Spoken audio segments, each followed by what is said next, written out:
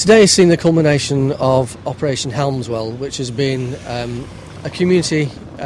It's been an operation that's been led by community concerns. It's been based on intelligence that we've garnered over the last number of months, and it's been focusing on the illegal supply of drugs in the Eccles area of Salford.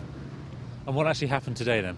Today saw what we'd call the strike day, whereby there were a number of targets, 20 plus targets who have been identified through the intelligence phase of the operation, against whom we'd gathered sufficient evidence of criminal activity to support the obtaining of warrants, and those warrants were executed this morning around about 6:30 a.m. And how many men and women have you arrested so far?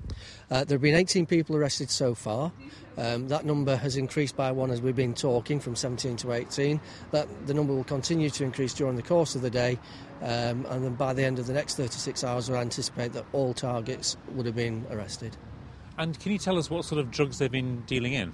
It's been predominantly Class A drugs, so we'll be concerned with the supply of heroin or cocaine. And is this problem a significant problem in Eccles and Swinton? I would say it's no more significant than other areas, not only in Salford but in Greater Manchester, if not the country. I've said before, it's a sad fact of modern society that drugs exist in our society, and they do exist at differing levels at differing times. We've responded to an elevating rise in the concern from the community, which doesn't necessarily mean that the actual problem itself has increased, but people have become more aware of it and more concerned about it, which is why we've reacted in the way we have. So you're saying that the problem isn't actually getting worse here? Well, I don't think I can tell you that.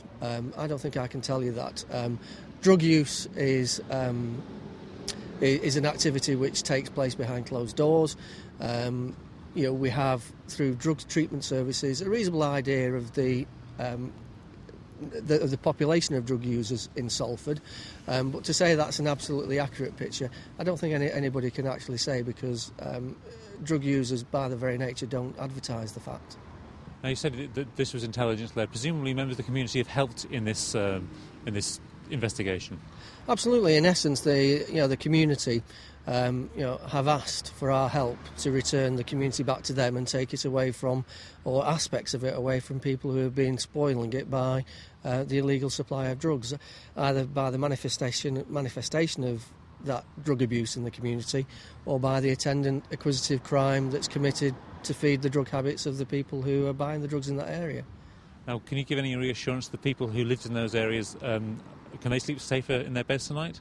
I would certainly like to think so, yes, because the people who have been causing the issues, about which they've raised concern, are today in custody.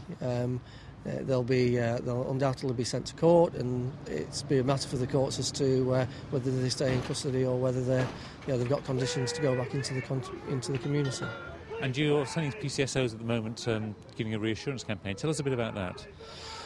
Well, because the majority of the operation has obviously had a strong covert nature to it, people won't have been aware of the activity that we've been doing, and all they'll be aware of, perhaps, is the big operation this morning. And that can be received by people in one or two different ways. It's either immediately reassuring to them because the police are active in the area, or it might cause concern because they might think things have gone badly wrong. And so our police community support officers are busy in the area now, distributing letters, talking to people, engaging with them and explaining exactly what's taken place.